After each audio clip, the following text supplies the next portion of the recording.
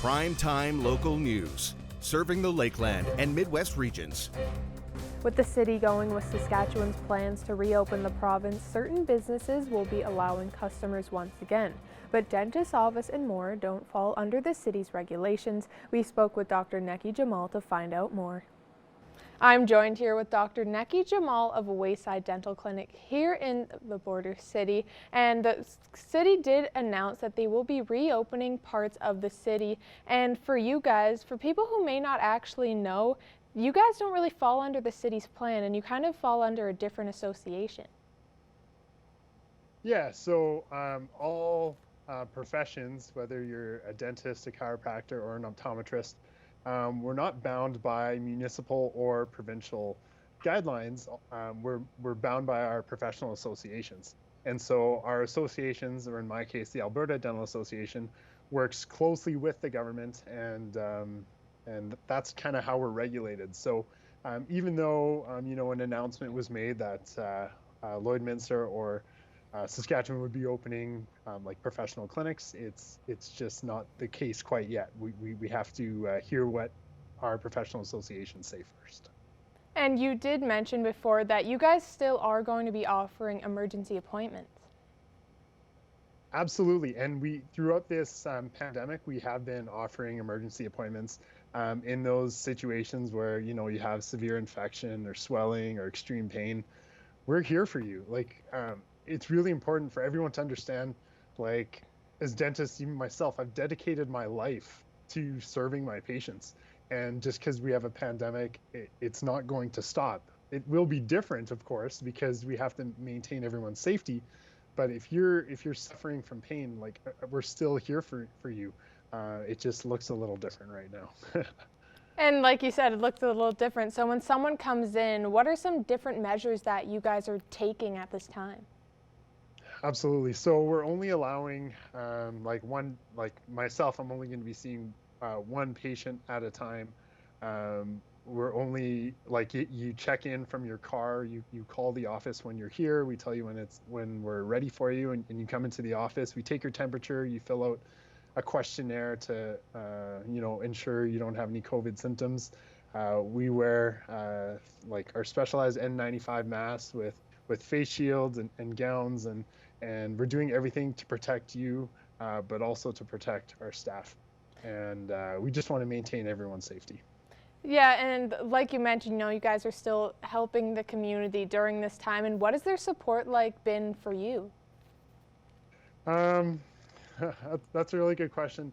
Like all of us, we learn new information every day on what we should be doing and what we can do to maintain the safety of ourselves and our patients. And so we just keep updated from our associations on what we should be doing. Things that I've been doing in our office to try to maintain safety is I've been working with local professionals to install UV lights in all of our ducts to make sure we're killing all the viruses and bacteria.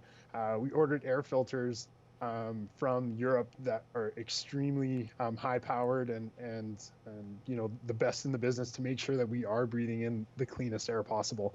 And we've just been cleaning like crazy, and we just want to make sure that everyone is safe and we can continue to help those severe emergencies as they need to be.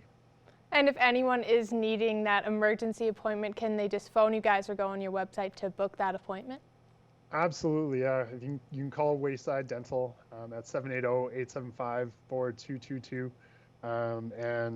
You can speak with myself or one of our staff here, and we can make sure that, if you need to be seen, if you have extreme swelling, we're here to help you. We don't want you going to the ER.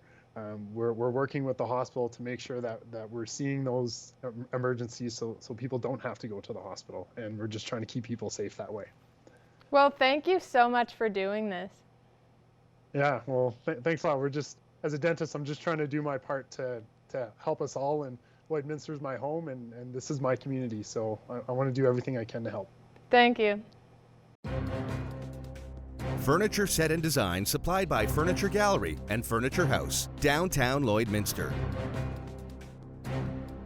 Now we'll take a look at this week's retrospect with our Blake Nath.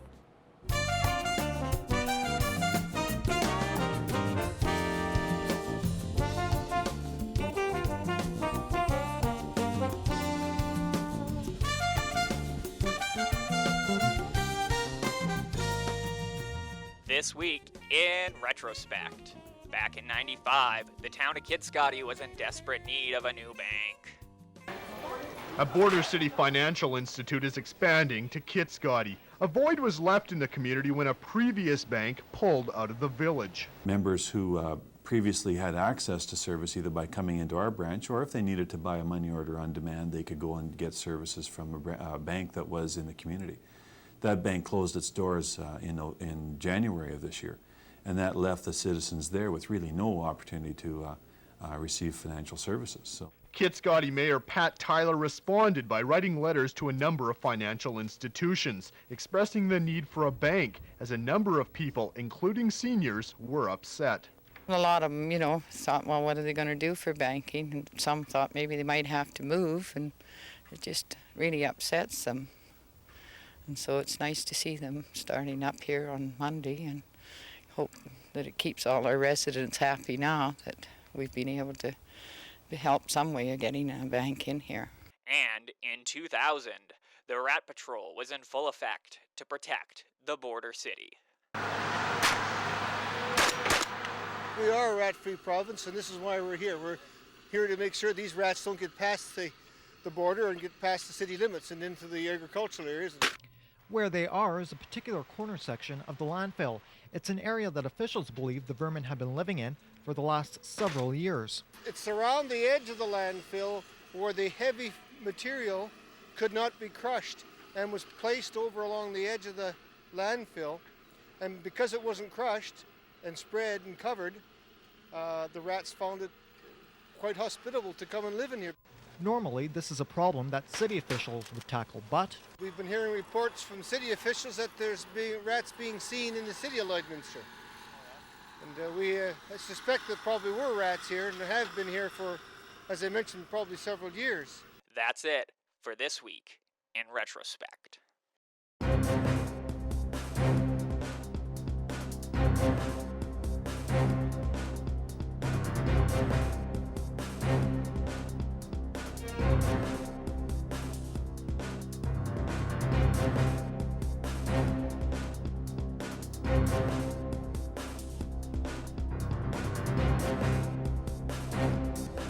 I'm very pleased to be joined here on Primetime Local News again with Mariko Takahashi, who lives out in New York City. Mariko, thanks again for chatting with me. It's my pleasure. Last time we talked, we got a little sense of what it was like down in the U.S. and in New York. And of course, some things have happened since then. The numbers have increased as well. What has it been like since we last chatted? New York is struggling. I'm not going to lie. It's been pretty bad, and it's gotten a lot worse since we last talked in end of March, particularly in the hospitals. I think not just the PPE, but just there's not enough people to help.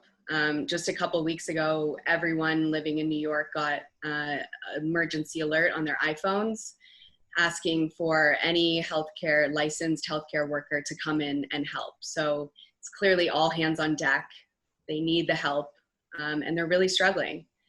Actually, just the other day, I was on a run in my neighborhood, and I ran by the local hospital near me, and I could see out in the back them loading corpses onto a freezer truck, which was obviously a really hard thing to witness. And I think that's pretty much across the board. All of the hospitals in New York, they're running out of space. So, as a New Yorker, it's scary to know that if you do get sick, are they going to be able to help you? Because there's just, they're overwhelmed right now in the hospitals. So it's been pretty bad. Now, obviously we know what kind of your thoughts were with how things have been going. Have you talked to other people, like some of your friends? Are they feeling kind of the same way? Is that just the general feeling right now? Yeah, it's scary and it's serious. I think, in general, New Yorkers, the lifestyle is you don't spend a lot of time in your homes in New York. It's not like growing up in Canada, you have a bigger space to live in, you've got outdoor space. Most New Yorkers don't have that. They live in small apartments, and they really only use those apartments to, sleep at night. So I think just it is a challenge for people to adjust to this new normal where, they're cooped up inside of small apartments. They don't have a lot of outdoor space. So beyond it just, being scary and all of the issues in the hospitals, it's an adjustment to your lifestyle, which is really difficult. And, for most people, the only outlet is the parks or going for walks in your neighborhood. But in a dense city like New York, you're bound to run into or, be around a lot of people when you do that. So every time we leave our house, which is obviously only for groceries or to go on a walk around the block, we run into hundreds of people when you're out. And there's just really no avoiding that. So that's tough. And I think everybody in New York is experiencing the same thing. Now, with other states kind of announcing their kind of lift on, mandated stay at home, what's the state of New York right now? So as of now, the stay at home order is until May 15th. So, I don't want to get too ahead of myself personally. We'll get to May 15th and then we'll see what happens from there. But, I think New Yorkers in general have been really good about playing their part. Unlike some other parts of the country that we've been seeing, even though it's a harder circumstance here, you see, even if you're outside, everybody's wearing masks.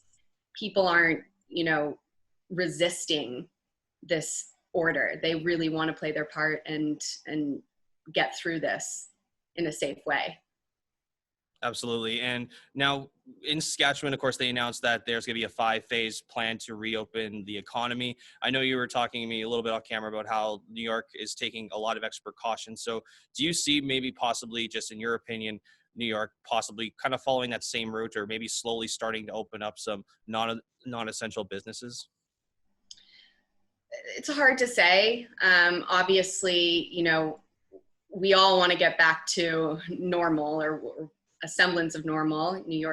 There's a lot of New Yorkers right now out of work, obviously. But I think the most important thing is that we do this safely and in a measured way. And I trust that Governor Cuomo is going to take all of the necessary precautions when it comes to reopening. I feel pretty confident in him making that right call. So we'll leave it in his hands. Now, with you, of course, with your profession, have you been, of course, working from home since we last chatted? I know when we talked to you, you were traveling, you came back, and you stayed home for 14 days just to play your part to self-isolate. Mm-hmm. So have you still been self-isolating since then? Absolutely. Yeah. We've been at home since we last spoke. And again, we go out to, get groceries when needed. And we try to get out, once a day on a walk in a safe way. But other than that, we have not left home and we're just doing our part like everyone else. Now, of course, with all the, negative news we've heard and the unfortunate news that we've heard, has there been any kind of positive outlook so far down where you are? Yeah, I think one of the most amazing things about New York is New Yorkers are really strong. And during a dark time like this, you really see the community come together to support one another. You go for walks and you see in every window signs of encouragement for our workers. And, every night at 7:00, there's the cheer for the essential workers, which has really just been the most incredible thing to be a part of. I know it's taking place in other parts of the world as well. But just, the sheer number of people in New York City in a small space, to hear that cheer every day at 7, it's unbelievable. I mean, this city just erupts in sound. So that's been a really encouraging thing. And I think it's really getting New Yorkers through this dark time. Absolutely. Well, Mariko, thank you very much for joining me. Always a pleasure chatting with you, and stay safe out there. You too.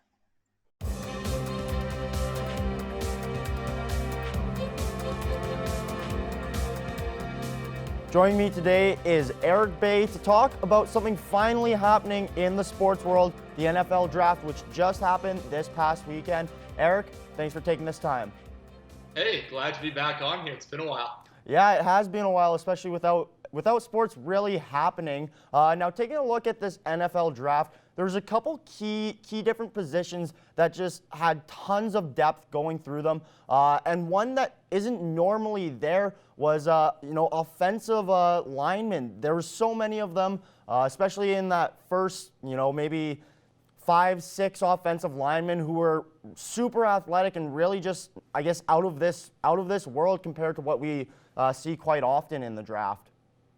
Yeah, for sure. And you mentioned it, those kind of top 4 guys, when you look at them, Andrew Thomas, Jedrick Wills, McKee Becton, and then Tristan Wirfs out of Iowa. So there was definitely some depth there. And especially when you look at how good pass rushes have become, protecting the quarterback is all the more important. So no real surprise, especially when we saw a run of those 4 guys go early on. I guess the only surprise you can really talk about is just the fact of the order they did go in, especially when Tristan Wirfs was expected to be that number 4 overall selection to the Giants. Instead, Andrew Thomas. But again, all these guys, big bodies, athletic, and look like they can anchor that offensive line for years to come. And watching them at the NFL Combine, all these guys were super mobile. Watching Tristan Wirfs, I think one of the big reasons why he was projected to go to the Giants at number 4 was because of his athleticism and just being able to run. eBay, how huge is it when you have an offensive lineman who can run like that? It's definitely an asset, and obviously the overall 40 time is very impressive, but what those scouts are looking at is the 10-yard split, because you don't need an offensive lineman running those 40 yards. But again, just about that split, and what that tells you is just how athletic they are, how mobile, and again, kind of helps them see the player that they are going to get here coming up and just helps them figure out how they can use them in different offenses if they need to do that hurry up, stuff like that. So again, very mobile and definitely kind of a Swiss Army knife there, so very important as well. And another position that had a ton of depth to it was the wide receivers, especially those top 3 wide receivers in Jerry Jeudy, Henry Ruggs III, and CeeDee Lamb. What did each of those 3 guys bring to the table? Yeah, definitely pretty good right there at the top and all throughout the class. And you look, they each kind of bring a different element, especially when you look at Henry Ruggs. He's obviously more of a burner of those 3, and he's a guy who will take the top off the defense, open it up a little bit on the downfield passing side of things. And then you look at Jerry Jeudy. He's more of the technical guy. He's got the routes. He's got the mobile hips just to be able to break in and out of those routes off the line. Very technical, and again, able to get open and use his extra bit of size there. Only 6'1", but still enough to get some separation. And then we talk CeeDee Lamb, probably one of my favorite guys to watch, just looking at his yards after catch. And if you just take a little bit of his highlights from one game this season, watch him versus Texas when they played against Oklahoma. And again, just making guys miss all over the field on some pretty impressive runs. He's exciting, and he'll definitely look very good in that Cowboys offense with the other offensive pieces around him, especially at wide receiver with Amari Cooper and Michael Gallup. Now, Eric, were you a little surprised maybe at the order of specifically those 3 taken? Yeah, I mean, obviously it was the kind of the top 3 there, and for me, I was thinking more Jerry Jeudy, CeeDee Lamb would be the guys taking number 1. But one of the things that we've talked about and we've seen here is that the Oakland Raiders, with Mike Mayock in charge, they're going to maybe not reach, but whoever their number 1 guy is on the board, they're going to take him no matter where they're at. We saw that last year in his first draft. Cleveland Farrell's the big example there, going number 4 from Clemson. So I really think it was a bit of surprise, but again, they're all so close there, those 3 guys, and it's all about what you want. If you want the route running, the yards after catch, or the speed, and speed opens up so many factors in this game today, so I can see why they went with Henry Ruggs. Now, CeeDee Lamb being taken to the Cowboys, what do you think of this pick, especially with the Cowboys really being hurt defensively after free agency? I mean, it's interesting. It doesn't necessarily fill a need, but it's also best player available at that time, and Jerry Jones isn't shy about taking those top guys available. And when you look at their offense, it's always valuable to have kind of 3 top receivers, a good running back, and everything with them starts at their O-line. So they look very solid on that end of the ball. And they're obviously subscribing to the idea that the best defense is a good offense, because they look to be able to put up a ton of points here this year. Again, when you look, Amari Cooper, CeeDee Lamb in there, and Michael Gallup. Michael Gallup's had some big games himself, and he's going to be the number 3 receiver. So a little bit of a surprise, but again, you look at just how good CeeDee Lamb is, and he wasn't expected to fall at 17, so I think you just take advantage of how the cards are dealt and what hand you get played, especially at the draft, and that's what the Cowboys did. Now, one player that people have been talking about all season long is former LSU quarterback Joe Burrow. Now, I mean, Eric, obviously, he had an unbelievable season winning the national championship, winning the Heisman and whatnot. But just talk about what the Bengals are getting in Burrow.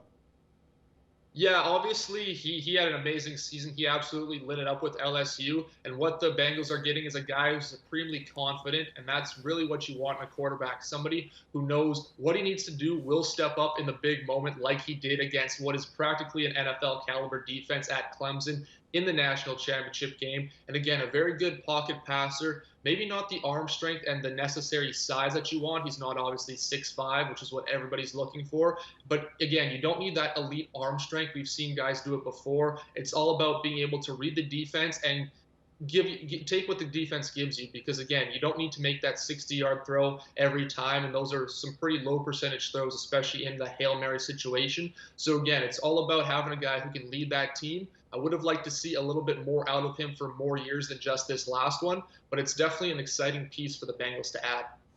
Now, you mentioned Burrow might not have that arm, but there was one quarterback taken quite high who does have a cannon, Justin Herbert out of Oregon. What do you think of that pick? Yeah, Herbert, 6th overall to the Los Angeles Chargers. And again, obviously the Chargers losing Phillip Rivers here this year, they're looking to replace. And I think at that point, it was obviously the top three guys between him, Burrow, and Tua Tagovailoa. So I think you have to go with him there. And again, he does have that cannon of the arm, but he was able to have a few mental lapses, I guess you'd call them, in a few games there last season, a few mistakes, something that you probably shouldn't be making at the NFL level. So that's something they'll have to train out of him. And again, I think this is a guy who could take advantage of maybe sitting behind a guy like Tyrod Taylor, who they have right now, who did that with Baker Mayfield in Cleveland, played the first 4 games or so before Baker took over. And that's something that can't be overlooked, especially in the NFL, is being able to develop, especially at the quarterback position when it is such a mental game and so important. So I think he could take some advantage of getting a real good familiarity with the offense. And again, he does have some good pieces there too. So it does look very promising situation for him to land in.